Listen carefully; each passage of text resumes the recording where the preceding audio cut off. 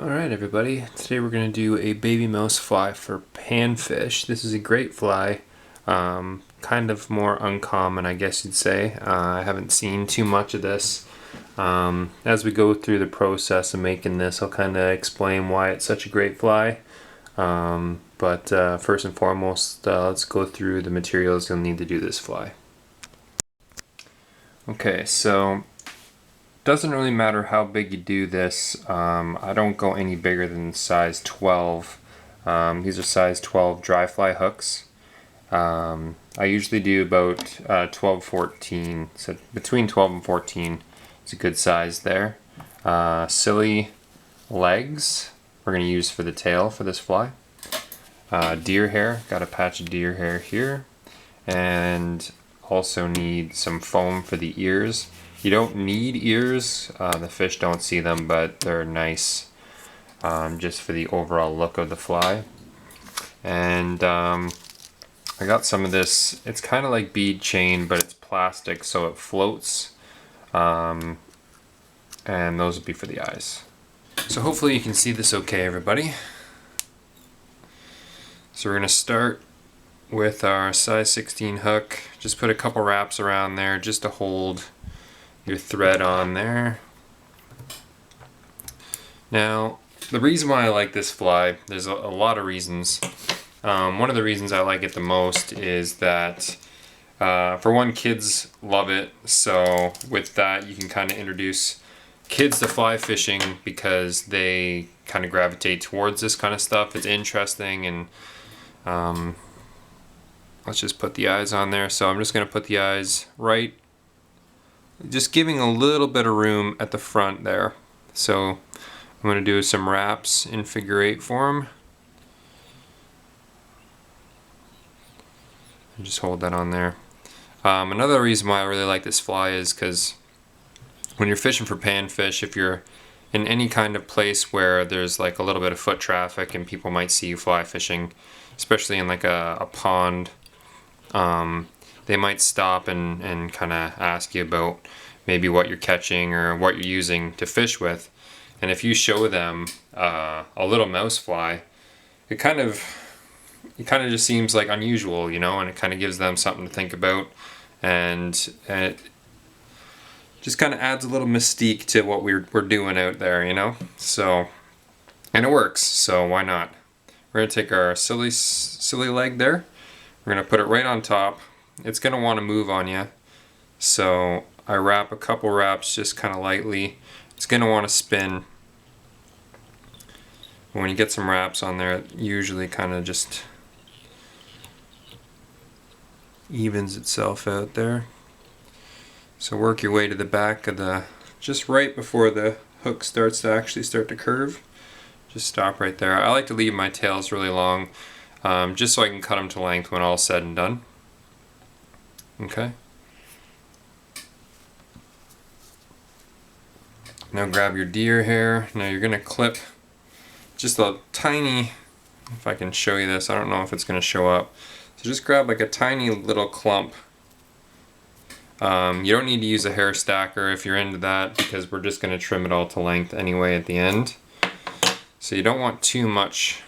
I'll show you what I'm cutting out here. So just a little clump. Now what I like to do is I like to set it right in the middle. I put about 3 wraps. So I'll start with a loose wrap. I'll start to pull it, and then I'll put another wrap on a little bit tighter, and then a 3rd wrap, and then I'll pull it nice and tight. 4th wrap just for fun. And then you'll pull that all back, and then put a wrap in front, and then repeat the process until you're all the way up to the front of the fly.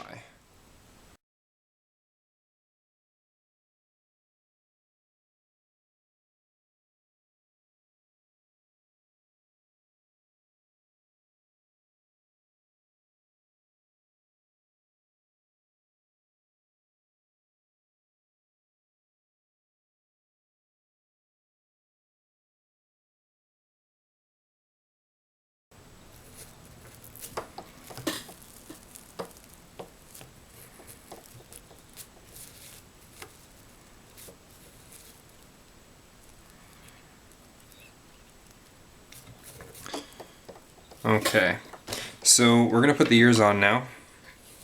What I like to do is I like to trim back some of the hair just right at the front there, just to make it a little easier on myself at the end of all things. I know a lot of guys use razors to trim this. It's a lot easier and it's a lot more consistent. If you have a razor, it's a good idea to use that. I don't have any right now, so it's taken me a lot longer to trim these than it should. But I just trim off the front there, then I take my foam and I just take a tiny little shaving of it. I'll show you what I mean. So just a tiny little bit right there. These will be for the ears. So right behind the eyes, I'm just going to kind of jam this in there, and I'm going to put about 3 or 4 wraps around there.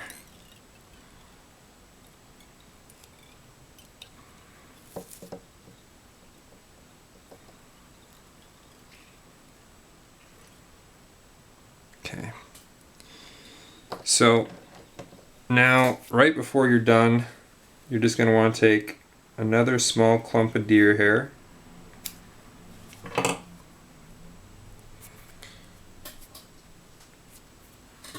and you're just going to put it actually in front of the eyes this time.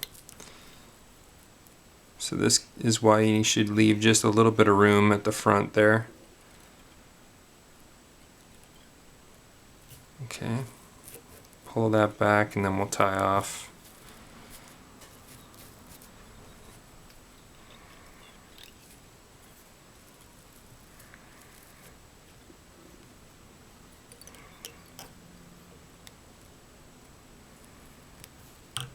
So if you've never tied any off before, I do it a little bit different than a lot of the other guys. I haven't seen anyone do it this way, but if you want an easy way to tie off, you'll just put your finger on the thread, just kind of make a loop, and then do it a couple more times, and then put it over the eye of the hook.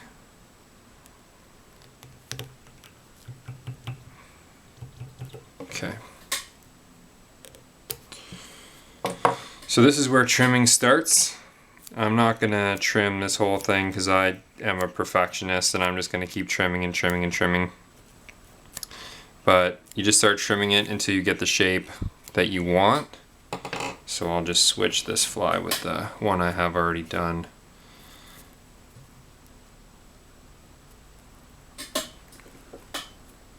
Okay, so just trim it so it looks, it's got the shape of a mouse. I like to go a little shorter at the front, kind of do the ears up the best you can. It is pretty small.